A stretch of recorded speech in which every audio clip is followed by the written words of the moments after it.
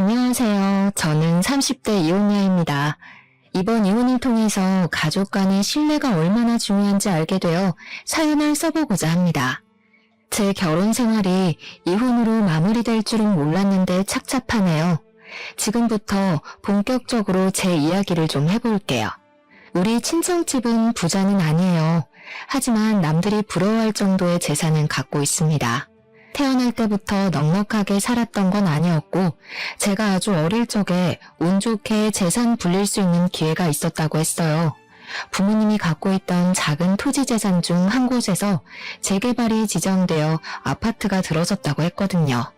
그 덕에 친정 집안은 평범한 가정에서 조금 더 넉넉하게 살 수 있는 형편이 되었다고 했어요. 저희 부모님이 원래는 맞벌이였는데 엄마가 전업주부로 포지션을 바꾼 이유도 다 그 이유였다고 하셨죠. 그 운 덕분에 부모님은 건물 2채에 용인에다 땅까지 하나 더 사서 관리했고 제가 결혼할 때쯤에 남들이 부러워할 만한 재산을 갖게 된 겁니다. 이걸 부자라고 하기엔 좀 민망한 수준이고요. 그냥 부족하지 않게만 살았다고 표현하는 게 맞을 것 같네요. 아무튼 저랑 남편이 처음 만난 곳은 직장에서였어요. 같은 대기업을 다니다가 눈이 맞아 결혼을 하게 되었거든요. 그때만 해도 저랑 남편 둘 다 결혼 정년기라 더 결혼이란 초점에 맞춰 만났던 것 같아요. 저희는 서로 처음엔 관심 없다가 우연한 기회로 같은 작업에 참여를 하게 되면서 친해졌어요. 저는 대화가 잘 통하는 사람을 좋아하는데 남편이 딱 그런 사람이더라고요. 게다가 남편이 유독 맡은 일에 대한 책임감이 강한 편이었는데 그 점이 제 마음을 가장 강하게 흔들었습니다. 그 책임감을 보면서 이런 남자와 결혼하면 적어도 가정을 등 돌릴 짓은 하지 않겠다는 걸 느꼈거든요. 예를 들면 불륜 같은 부정행위 말입니다. 저 또한 스스로에 대해 책임감 정도는 가지려고 노력하던 사람이었기 때문에 만약 결혼을 하게 된다면 부모님의 도움보단 제 선에서 해결하고 싶었거든요. 그래서 제가 꾸준히 돈을 모아왔는데 신기하게도 그건 남편 또한 마찬가지더라고요. 남편도 집에 손 안 벌리고 혼자 돈을 부지런히 모았대요. 그런 점이 저랑 남편의 공통점이라고도 생각해 더 마음이 통했던 것 같았어요. 그렇게 저희는 서로 집안 배경보다는 각자 모은 돈만 보고서 결혼을 결정하게 되었죠. 남편은 결혼하기 전 혼자서 모은 돈 2억 5천 있다고 제게 말했었습니다. 온전히 현금으로 가진 재산만 그렇다고 했고 그뿐만 아니라 이미 집도 한 채 갖고 있다고 했어요. 심지어 시부모님 집도 남편이 사준 거라고 하더군요. 너무 대단한 게 느껴졌어요. 남편이 아무리 대기업 사원이라고 하더라도 나이가 40대, 50대도 아닌데 그렇게까지 재산을 모으고 관리했다고 하니까 존경스럽기까지 하더라고요. 그래서 저는 더 이 사람이 충분히 준비되었다고 생각했어요. 적어도 이런 남자랑 결혼하면 굶어 죽는 일은 안 생기겠구나 싶었거든요. 미래에 아기가 생긴다고 해도 이런 남편이 있다면 너무 든든할 것 같다는 생각도 들었어요. 저는 나름대로 똑똑하게 사람을 판단해보고 결혼했다고 생각했습니다. 그렇게 결혼을 진행했던 건데 혼인신고까지 한 뒤에 정말 생각지도 못한 사실을 알게 되었어요. 부부가 되면 어쩔 수 없이 돈 문제가 훨씬 더 중요해지잖아요. 그래서 좀 더 깊게 대화를 나눴던 건데 그제야 시모가 남편의 돈을 대신 관리해주고 있었다는 사실을 알게 된 겁니다. 더 황당한 건 따로 있었어요. 신혼집 명의뿐만 아니라 시댁 명의가 전부 시모 이름으로 되어 있었고 남편 통장마저 시모 손에 있어서 남편이 시모한테 돈을 받아 쓰고 있었더라고요. 제가 먼저 우리 부부끼리 돈 관리 좀 해보자고 얘기를 나누지 않았다면 한참 뒤에 알게 되었을 사실들이었습니다. 남편이 결혼하고 나서도 제게 이러한 사실을 고백하지 않았다는 건 결국 저한테 숨길 수 있으면 안 밝히겠다는 뜻 아니겠어요? 뭐? 그걸 왜 이제 얘기해? 그럼 당신 결혼 자금 없다는 거잖아. 결국 다 어머님 돈이란 거 아니야? 그건 아니지. 다 내가 벌어서 마련한 것들이고 엄마한테 쥐어주는 것도 난데. 내가 자산 관리할 줄 몰라서 엄마한테 맡긴 거야. 엄마가 나 결혼하면 전부 돌려주겠다고 했어. 내가 요즘 바빠서 잠시 깜빡하고 말 못했던 거야. 하마터면 신혼부터 대판 싸움이 날 뻔했습니다. 다행히 남편은 저랑 대화를 하고 나서 그 다음날 이 사실을 시모와 의논했고, 시모는 별다른 문제 없이 남편에게 급여 통장과 적금 통장을 흔쾌히 넘겨주었습니다. 대신 시모가 신혼집 명의는 차차 바꾸기로 하자 해서 처음엔 현금만 받아왔었어요. 남편이 받아온 그 통장을 확인해보니 현금 2억가량 모았다던 그 돈이 결혼자금 쓴 것 빼면 그 정도 액수로 남아있더라고요. 그래서 제가 더 화내지 않고 그 상황을 참고 넘어가 줬어요. 그렇다고 어이없던 그 기분이 사라지는 건 아니었습니다. 저는 남편이 책임감 강한 모습을 분명 발견했기에 모든 걸 남편 혼자 해결하는 줄 알았거든요. 그런데 시모한테 꽤나 큰 부분을 의존하고 있었다는 사실을 신혼 초부터 알게 돼서 남편에 대한 제 감정이 살짝 식어버리더군요. 이런 걸 실망이라고 하는 거겠죠. 물론 그렇다고 남편에게 벌써부터 실망이란 말을 하진 않았어요. 그냥 제가 바로잡고 싶었던 것 같습니다. 제가 선택한 결혼을 후회하지 않으려고 어떻게든 남편의 실망스러운 모습을 이해하려고 했었죠. 근데 이 사실이 생각보다 길게 갔고 큰 파장을 가져오리라고는 상상도 못했어요. 시모가 돈 개념이 워낙 강한 사람이라는 것도 이 문제 때문에 알게 되었는데요. 시모는 돈에 대한 애정이 조금 남다른 것 같았습니다. 어떻게 보면 제 주변에 시모만큼 돈에 진심인 사람을 본 적이 없어서 시모의 행동이 다소 집착처럼 보이기도 했어요. 시모는 제가 처음으로 용돈을 주었을 때 그 자리에서 바로 현금을 세어보는 행동으로 저를 깜짝 놀라게 했습니다. 그러지 말라는 법이 없기 때문에 그저 놀란 것이 다였지만 결코 좋아 보이는 행동은 아니었어요. 그 용돈은 저랑 남편이 신혼여행 다녀오고 부부로서 잘 살아가겠다는 마음으로 준비했던 첫 용돈이었거든요. 양가 어른들께 똑같은 금액으로 드렸는데 시모만이 그 봉투를 받자마자 개봉해서 세어봤고 이내 저희에게 하는 말은 저를 더 놀라게 했었죠. 신혼여행 가서 재밌게 놀긴 했나 보구나. 돈이 얼마 안 남았나 보네. 그래도 앞으로는 이 액수보다 더 챙겨주겠지. 그럴 거라 믿을게. 저희 친정에서는 그 용돈을 받지 않으려고 했었는데 시모는 다음 용돈까지 바라고 있어서 당황스러웠습니다. 심지어 돈 버는 사람이 두 사람이니 더 넣어달라고 노골적으로 말한다는 것이 제겐 좀 많이 충격이었어요. 자기 아들한테 하는 말이면 이해하겠는데 저는 시모랑 얼굴 본 지 한 달도 채 안 된 상태였거든요. 그런 남의 자식에게 당당하게 용돈을 요구하는 시모의 태도가 무례하게 느껴질 수밖에 없었죠. 근데 또 시모는 용돈은 용돈대로 선물은 선물대로 따로 원하는 타입이기까지 했어요. 기념일 같은 걸 워낙 반드시 챙기는 사람인데 절대 말로만 축하하면 안 되고 무조건 선물을 받아야 하는 사람이었습니다. 남편이 말하길 시모가 마음이 여려서 선물 안 주고 넘어가면 그 소녀 같은 토라짐이 무려 한 달까지 간 적 있다 하더라고요. 말이 좋아 소녀 같다 표현을 한 거지 나이를 그만큼 먹고 고작 선물 못 받았다고 토라지는 건 너무 징그럽지 않습니까? 시모의 그런 특징을 남편이 참고해달라는 식으로 제게 부탁했는데 그걸 듣자마자 생각하고 싶지도 않은 불길한 미래가 자꾸 상상되었어요. 왠지 시모 때문에 남편과 문제가 생길 것 같은 느낌이 들더라고요. 시모랑은 최대한 갈등을 만들지 않는 것이 좋겠다고 생각해서 저는 시모와 자주 마주하지 않기 위해 갖은 노력을 했었습니다. 어차피 저희가 분가를 하고 있었으니 제가 굳이 바빠서 시간이 안 된다면 시모를 안 볼 수 있을 거라 생각했어요. 그런데 그게 아니더라고요. 굳이 제가 얽히고 싶지 않아도 시모가 알아서 사사건건 간섭해 오는 겁니다. 저희 친정 부모님이 제가 먼저 연락하지 않는 이상 잘 연락을 주지 않으니 시댁도 그럴 거라 착각을 했어요. 시모는 우리 신혼집 명의가 자기 거라는 걸 명분으로 우리 집을 계속 방문하기 시작했습니다. 어머님, 갑자기 어쩐 일이세요? 남편이 어머님 온다는 말을 안 해서 몰랐어요. 오시는 줄 알았으면 뭐라도 준비해놓을 걸 그랬네요. 아직은 내 집이잖니? 내가 굳이 너한테 알리지 말라고 했어. 아들 허락만 받으면 되지 뭐하러 두 사람씩한테나 허락을 구해? 어차피 명의 넘겨주면 이럴 일도 없을 테니 불편해할 것도 없다. 그냥 잘 사나 보러 온 거야. 시모는 이런 식으로 저희 집을 쳐들어오곤 하셨는데 말만 잘 사나 보러 왔다고 표현한 거지.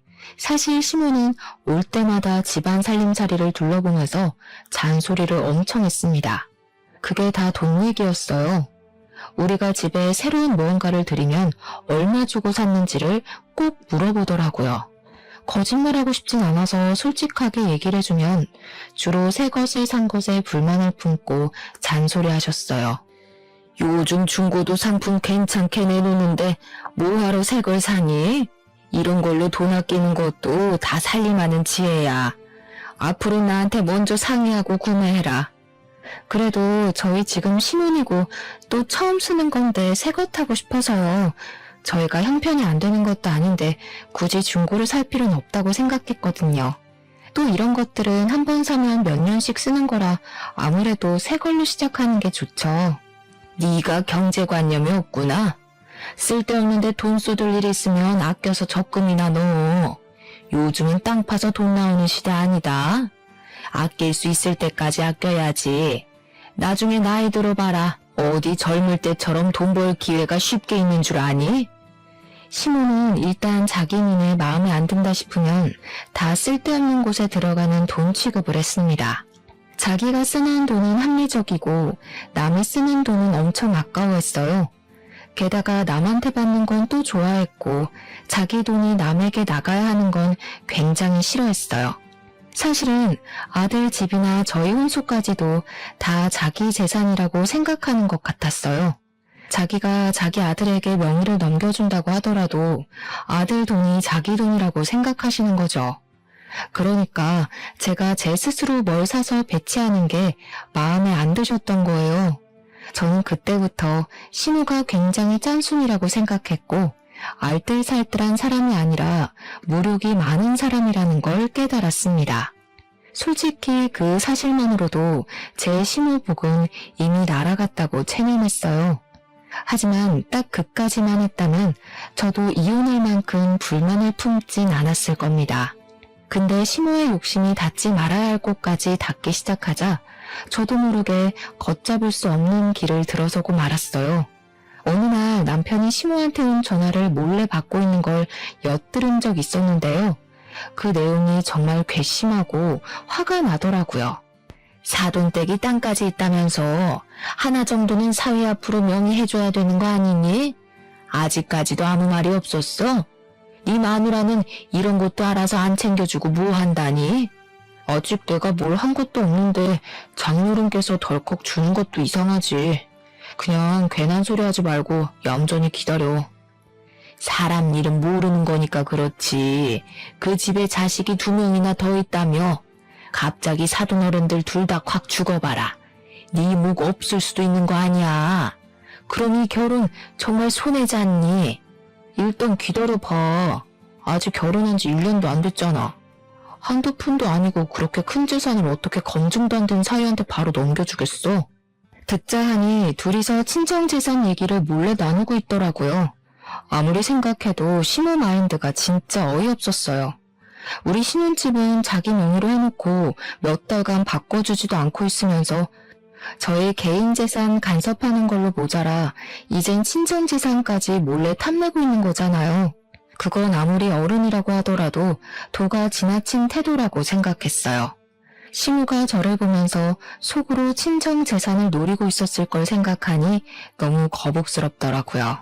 그 실체를 알게 되니 기분이 많이 언짢았습니다. 근데 여기서 제가 더 실망스러웠던 건 남편 태도였어요. 남편마저 시무와 별반 다를 게 없는 사람이더라고요. 시무가 하는 말도 안 되는 소리에 남편이 대답할 때마다 제 귀를 의심했습니다. 그 상황에서 남편과 시무의 차이점을 굳이 언급해보자면 시무가 남편보다 조금 더 성급했다는 거예요. 솔직히 시모만 그랬다면 100번 1000번 생각해서 그럴 만한 미인이라 생각하고 무시할 수 있었거든요. 근데 남편까지 시모와 같은 마음을 품고 있었다는 건 제게 유일한 기둥이 무너지는 기분과 같았어요. 남편이 그러는 건 못 본 척 넘길 수가 없겠더라고요. 저도 모르게 이성보단 감정이 먼저 앞서갔어요. 저는 그 자리에서 안 숨고 바로 남편한테 다가가 뭐 하냐고 물었습니다. 그러자 남편 깜짝 놀라면서 시모 전화를 끊어버리더군요. 깜짝이야. 왜 남의 전화를 엿듣고 그래? 언제부터 있었어? 처음부터 다 듣고 있었던 거야? 처음부턴 못 들었지.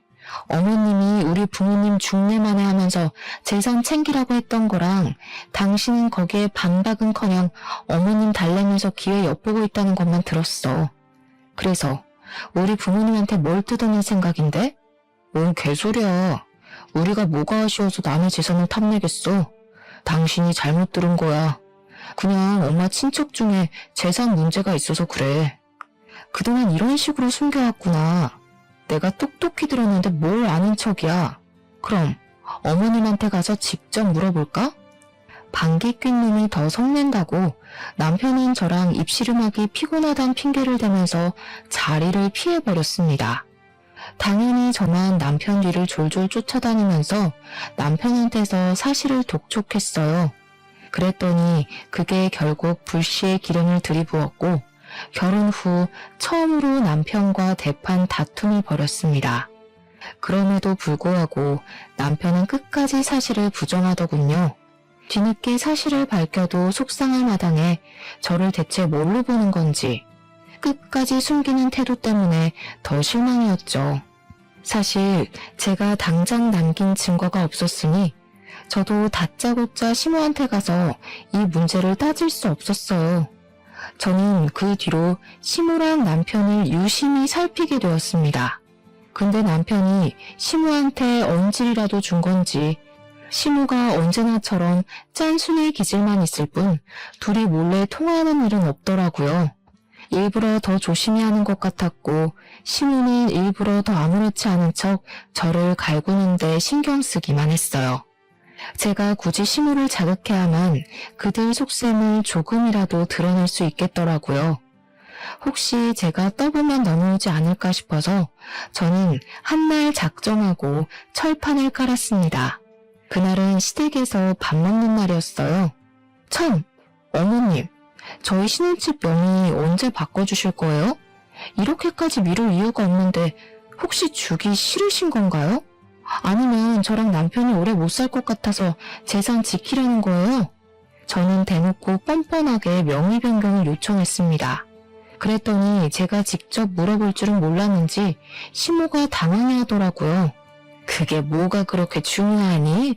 어차피 내 명의로 돼 있어도 내가 죽고 나면 내 아들 재산인데 내 아들 명의로 바꾸나 내 명의로 두나 그게 그거지. 그리고 너희들이 이혼을 하든 말든 그것까지 내가 어떻게 관여를 해? 넌 대체 나를 어떻게 생각하고 있었던 거니? 혼자서 아주 소설을 썼나 본데?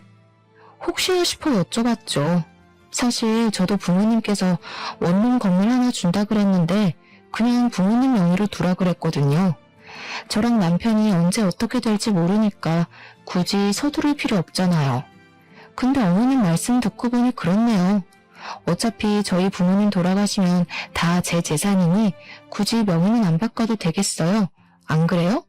친정 부모님께서 원룸 건물을 주기로 했다는 말은 사실 거짓말입니다. 시모가 워낙 친정 재산에 눈독 들이고 있는 걸 알아서 제가 한번 떠본 거였어요. 그냥 그렇게 지어내서 한번 말해봤는데 생각보다 시모 반응이 현실적이더라고요. 제 말에 당황하고 기분 나쁜 티를 팍팍 내는 거 있죠. 그 상황에서 남편은 밥만 퍼먹고 있었고 시모는 저를 보고 기막혀하는 얼굴로 노려보기만 했습니다. 저한테 따지고 싶은 게 많아 보이는 얼굴이었어요. 하지만 정작 자기가 뱉은 말이 있으니 저의 단호한 결정에 따로 반박은 못하더군요. 공짜 건물을 놓쳐서 기분이 많이 상한 것 같았습니다. 솔직히 그 얼굴을 보고 싶었던지라 아주 쌤통이라 생각했네요. 그날 이후로 시무랑 남편이 어떤 대화를 따로 나눴는지는 모릅니다. 대신 저희 집을 자주 찾아오던 시무의 발걸음이 뚝 끊긴 건 느꼈어요. 남편도 제 눈치를 보면서 잘해주기 시작했고 제 입에서 다시 건물 얘기가 나오길 기다리는 것 같았죠. 그렇게 좀 잠잠한 시간을 보내면서 서로 감정 상했던 사태가 수습이 되는가 했어요. 그런데 어느 날 예상치 못한 소식을 접하게 되었습니다. 제가 시댁의 코를 납작하게 눌러준 지 얼마 되지 않아서 우리 아빠가 하던 사업이 크게 망해버린 거예요. 그 탓에 친정이 갖고 있던 재산은 거의 몰수됐고 아빠는 약간의 빚만 져서 겨우 상황을 무마시켰습니다. 어린 시절부터 쭉 저희 아빠 회사는 강건했는데 생각도 못했던 아빠 회사의 부도는 저에게도 큰 충격이었어요. 그 바람에 친정 부모님은 결국 작은 원룸방으로 이사를 가게 되었고 친정아빠는 순식간에 신용불량자가 돼서 아무것도 할 수가 없는 상황이었습니다.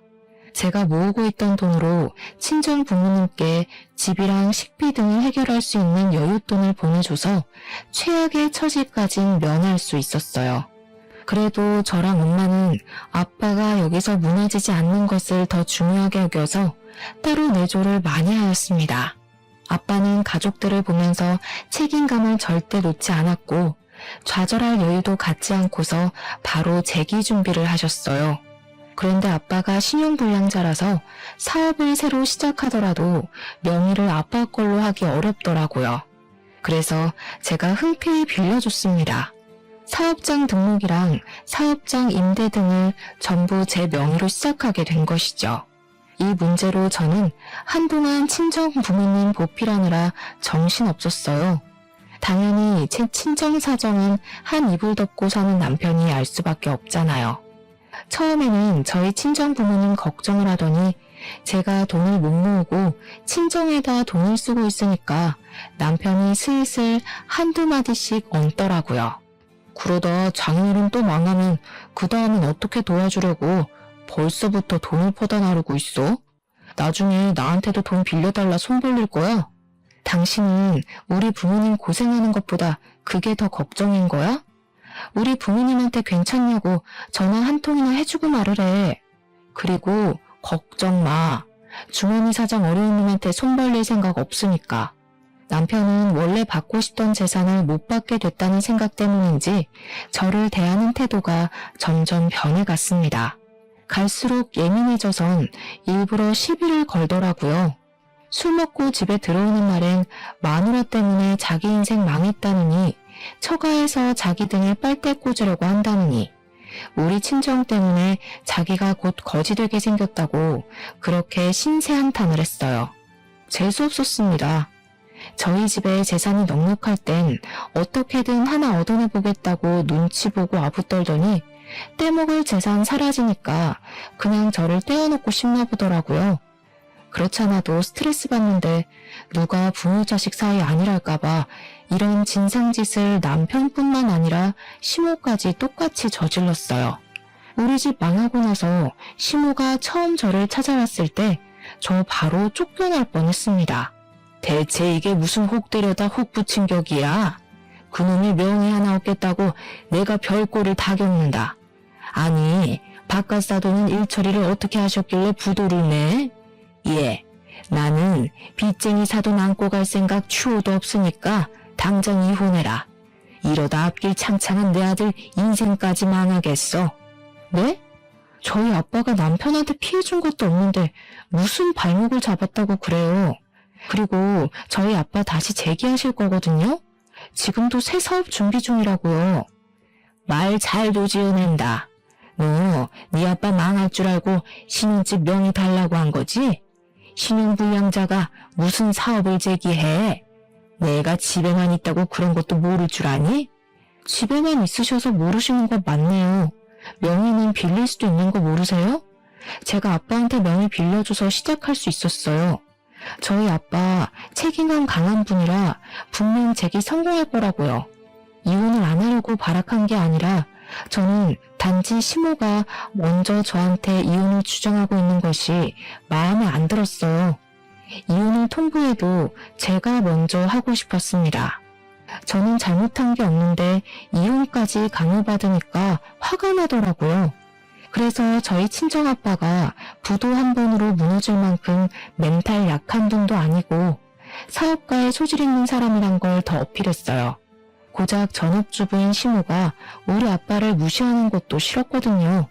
그런데 시모는 제 반박 때문에 더 이혼을 강력히 주장했습니다. 뭐? 명의를 빌려줘? 그런 중요한 사안을 왜 마음대로 정하니? 그러다가 그 사업까지 망하면 그 빚 네가 다 떠안는 거 아니야. 그럼 내 아들 인생 완전 쫑나는 거잖아. 이 사람들이 우리 집 재산 홀랑 훔쳐가려고 했나 보네. 순 도둑놈 집안이었구먼. 이 말은 제가 시모랑 남편한테 해주고 싶었던 말인데 시모 입에서 나오니까 기분이 많이 나빴습니다.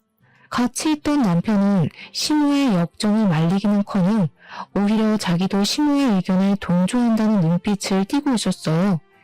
저도 그들의 마음을 이해 못하는 건 아닙니다. 상대 배우자 집안이 부도가 나서 빚더미에 쌓였다거나 거지가 됐다고 하면 솔직히 불안할 것 같거든요. 그러나 이혼을 요구했을지는 모르겠어요. 너 때문에 내 인생 망하게 생겼다고 손가락질했을 것 같지도 않습니다. 그래서 그런가 두 사람의 태도가 너무 실망스럽고 정 떨어지더라고요. 어떻게 그리 바로 이혼 얘기 나올 수 있는지, 어떻게 남편은 시모가 대신 이혼 통보를 하는데도 그걸 가만히 듣고만 있을 수 있는지, 그 모든 순간이 제게 최악이었죠. 심지어 남편은 저 몰래 친정 부모님께 연락해서 이 사실을 밝혀버렸어요. 친정 부모님께 저와의 관계를 정리하고 싶다고 말을 해버린 겁니다. 친정 부모님한테서 연락이 왔는데 얼마나 죄송했는지 몰라요. 부모님께서 자신들 때문에 딸 인생을 망쳤다고 생각할 것 같더라고요. 남편은 그때부터 제가 싸움을 걸어도 자기는 이혼할 작정으로 막말을 해왔습니다. 입에 담기엔 너무 험해서 글로 표현할 수가 없네요. 그렇게 저희 상황과 관계는 극에 달할 대로 달해서 그야말로 심각한 우환이 찾아왔어요. 친정 부모님은 제 걱정에 잠을 설쳐서 언제 한번 시모한테 따로 연락을 했었답니다. 시모에게 애들 이혼에 대해서 시간을 두고 기다려달라 했나 보더라고요. 근데 시모는 저랑 친정 부모님한테 제대로 모욕을 주고 싶었던 건지 친정 부모님의 부탁에도 불구하고 굳이 제가 듣는 자리에서 친정 부모님과 다시 통화를 했습니다. 아무리 생각해봐도 우리가 너무 손해라서 왜 그래야 되는지 모르겠는데요. 그냥 막연히 기다려달라는 건 우리 보고 지금 눈 뜨고 코 베이라는 거잖아요. 나중에 자금 사정 어려워지면 우리 아들한테 돈 달라고 부탁할 거 아닌가요? 우리가 호구로 보이세요? 그럴 리가요. 그런 뜻 아니에요. 제가 이번에 준비하고 있는 사업 무조건 성공시킬 거라 이렇게 부탁드리는 겁니다. 제가 저한테 확신이 없으면 감히 이런 부탁 못하죠. 저 한번 믿어주시고 애들 이혼은 잠깐 보류하는 게 어떨까요? 꼭 보답할게요. 말귀를 못 알아들으시네. 사업가란 사람이 당장 상대방 말도 이해 못하는데 뭘 성공하겠단 거예요? 그쪽이 한때 돈 많은 사돈이라 해서 봐줄만 했던 거지. 그 집 딸내미가 어디 우리 아들같이 잘생긴 애랑 어울리는 줄 알아요? 당신 딸 볼 거라곤 집안 배경밖에 없어요. 근데 이제 거지꼴 됐으니까 값어치가 정말 떨어졌어. 나도 그런 며느리 필요 없어요. 시모는 제가 똑똑히 듣고 있는 상황에서 저희 아빠를 대놓고 무시하였습니다. 저 너무 화가 나서 쌀 씻고 있던 솥을 들고 그대로 시모한테 부어버렸어요. 정말 충동적인 행동이었죠. 물과 쌀알로 범벅된 시모가 놀라서 저를 쳐다봤는데 부모님 모욕하는 시모가 너무 사람 같지 않아서 저도 모르게 어른한테 해선 안 될 말을 해버렸어요. 어머님은 고작 며느리 흉이나 보는 무능력한 전업주부 아니세요?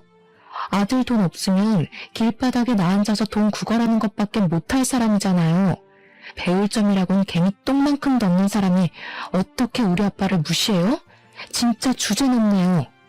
그때 시모가 들고 있는 폰을 보니 전화가 끊어지지 않았더라고요. 아마 저희 아빠가 들었을지도 모르죠. 저는 속상해서 그대로 집을 나와버렸어요. 일을 이렇게까지 벌렸는데도 제가 차마 이혼을 두려워했던 건 사실 이유가 있었습니다. 그맘때쯤 임신이 되었기 때문이에요. 아이에게 한부모 가정을 만들어주고 싶지 않아서 최대한 힘써보고 일을 악물었던 겁니다. 제 감정은 이미 이혼을 하자고 마음먹었는데 새 생명이 생겨버렸다 보니까 머리가 자꾸 정말 이혼만이 답인 건지 고민하게 하더라고요. 저는 임신을 했다는 것도 산부인과 다녀와서 일주일 뒤쯤에 남편에게 밝혔습니다. 밝힌 이유는 그날도 남편이 저한테 이혼 얘기를 꺼냈거든요. 자기 엄마를 함부로 대하는 아내는 데리고 살기 싫다면서 말이죠. 그래서 임신 사실을 알렸더니 남편은 별로 놀라지도 않았습니다. 얼마나 됐냐고 묻다가 얼마 안 된 걸 알고는 바로 해결답을 내려줬어요. 지우면 되지 뭐가 문제야. 돈 때문에 그래? 수술하면 몸 힘들다니까. 지우는데 돈은 내가 내줄게. 대신 그거 끝나면 이혼하는 거다. 자기 자식이 생겼다는데도 아빠란 사람이 아이에게 하는 첫마디가 고작 저런 식이라니. 그 바람에 제가 결국 이혼을 결정하게 된 거였어요. 결혼 전만 해도 남편이 책임감 있다고 생각해서 믿고 따랐던 건데 막상 같이 살아보니 저와의 가정이 아닌 시모와의 가정에만 책임감을 갖고 있는 남편이란 걸 알았어요.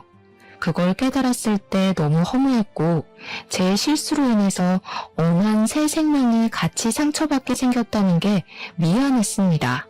그래서 시모랑 남편을 용서할 수가 없었어요. 절대 그들이 행복하게 살도록 내버려 두기 싫었습니다. 조금이라도 저만큼의 고통까지 느껴봤으면 했어요. 저는 그들에게 이혼을 받아들이겠다고 얘기를 했어요. 대신 아이는 안 지우겠다고 했습니다. 그랬더니 이젠 양육권 문제 때문에 애 지우라고 겁박을 하더군요. 시모 집 나간 며느리 배에서 나온 아들 핏줄보단 돈이 더 중요한가 보더라고요. 그게 무슨 말 같지도 않은 소리니? 그런 식으로 우리 아들 발목 끝까지 잡고 있으려는 속셈 모를 줄 알아? 나는 내 손주를 이혼한 며느리가 낳게 할 생각도 없고 내 손주한테 이혼 부모가 있는 것도 용납 못한다. 시모는 남편을 재혼시켜서 자기 마음에 들도록 새로 가정을 만들 생각인 것 같았어요. 그런데 제가 집 나가서 애를 낳아버리는 족보가 꼬이니 그걸 두고 보기 싫었나 봅니다. 그래서 저를 틈만 나면 병원에 데려가려고 했고 아이를 지우게 하려고 애를 썼어요. 저는 이혼을 받아줄 때까진 그 신혼집에 버티고 있을 생각이었는데 아무래도 신변이 위험할 것 같아서 결국 야반 도주를 했습니다. 그 새벽에 친정으로 숨어들었죠. 저 당연히 스트레스 받은 것이 많고 사람 같지도 않은 그들에게 소송 이혼하고 싶었어요. 하지만 그때까지도 저희 집안이 어려웠을 때라 한 푼 두 푼이 아쉬웠습니다. 집안 형편이 빚더미인데 무슨 소송을 할 수가 있었겠어요. 그래서 눈물을 머금고 그들이 원하는 대로 합의 이혼을 하자고 했죠. 근데 역시나 애를 지울 때까지 이혼을 안 해주겠다고 하더라고요. 그렇게 이혼이 미뤄지면서 별거만 하길 1년이 지나버렸습니다. 저는 이혼을 하지 못한 채 출산을 먼저 하게 되었어요. 정말 예쁘고 사랑스러운 딸을 낳았는데 그 축복과 동시에 우리 친정에도 드디어 쨍하고 해뜰 날이 찾아오게 되었습니다. 아빠가 저랑 새로 태어난 손녀를 보곤 더 책임감에 불타올랐던 것 같았어요. 열심히 피땀 흘려 끝내 사업 재기를 성공한 겁니다. 그날의 희열은 정말 꿈만 같았습니다. 한번 날개를 한 아빠는 나이를 거꾸로 드시는 것처럼 무섭게 일어서기 시작했어요. 상가를 서너 개까지 구입할 정도로 갓에 일으켜주셨고 아빠는 그것이 전부 복을 안고 태어난 손녀 덕분이라 얘기를 하고 있습니다. 아무튼 노력해준 1년 넘는 시간 동안 홀로 편히 자지도 못한 아빠 덕분에 우리는 작은 원룸에서 다 같이 살 수 있는 넓은 아파트로 옮겨갔어요. 그제야 드디어 숨통이 트이는 느낌이었습니다. 아빠 회사가 부도가 나기 전에는 몰랐던 소중한 것들과 감사한 것들이 뼈저리게 느껴졌어요. 세상에 당연한 것과 영원한 건 없다는 말 정말 기억하고 살아야 될 것 같더라고요. 그리고 저는 아직까지도 양육비 때문에 이혼 안 해주고 있는 시댁을 상대로 소송을 준비했습니다. 아빠의 지원받아서 좋은 변호사를 선임할 수 있었어요. 제게 시모와 남편은 10년 묵은 채증이나 다름없었고 손톱 옆에 난 가시 같은 존재였어요. 드디어 잘라낼 수 있게 되었다니 너무 기뻤습니다. 그렇게 그들에게 한 통의 연락도 없이 곧장 이혼 소송을 진행했고요. 양육권도 청구했고 시모랑 남편에게 여러 가지 협박당했던 통화 기록을 제출하여 정신적 손해배상까지 요청했죠. 그랬더니 그제야 친정아빠의 재기 성공 소식을 시모랑 남편이 알게 되었습니다. 자기들 자존심 때문인지 나름대로 저희 아빠를 뒷조사한 것 같더라고요. 저희 아빠가 부도나기 전보다 빠른 속도로 성장하고 있다는 것까지 알아낸 건지 깜짝 놀랄 만큼 아빠가 성공하자 태도 바로 돌변하는 거 아니겠어요? 저한테 연락 온 목소리가 너무 상냥한 겁니다. 그동안 고생 많았지? 못 본 사이에 벌써 우리 손주가 태어났겠구나. 우리 아들이 너 없이 자리를 못 잡아서 내가 그간 너무 정신없이 살았어. 그래서 연락할 여유가 없었네. 그나저나 집안 문제 좀 해결됐다면서? 한 해 만에 일어나는 게 쉬운 일이 아닌데 너네 아빠도 참 대단하다. 역시 전문 사업가는 다른가 봐. 저희 아빠 칭찬하시려고 연락한 건 아니실 텐데 왜 전화하셨어요? 혹시 소송장 받고 긴가민가 하셔서 연락하신 거예요? 아, 소송장? 그래, 받았지. 사실 너한테 진심으로 사과하고 싶어서 전화했어. 예전엔 우리가 사업에 대해서 뭘 잘 몰라서 실언을 좀 했다. 정말 미안해. 네가 없어 보니까 알겠더라. 특히 우리 아들한테 네가 얼마나 중요한 아내였는지 깨달았어. 지난 날은 그만 잊고 다시 잘해볼 순 없을까? 누가 들어도 속보이는 시모 태도에 너무 어이가 없었어요. 여러분들도 저와 같은 감정을 느끼셨을 겁니다. 수그리고 들어오면 제가 받아줄 거라 생각했던 걸까요? 어떻게 이리 사람을 돈으로만 판단하고 대할 수 있는 건지 신기하더군요. 뭘 다시 시작해요? 저희 아빠가 성공하니까 다시 놓치기 아쉬워서 이러는 거 모를 줄 아세요? 저는 우리 아이한테 무능력한 할머니랑 무식한 아빠 만들어주기 싫어요. 뭐?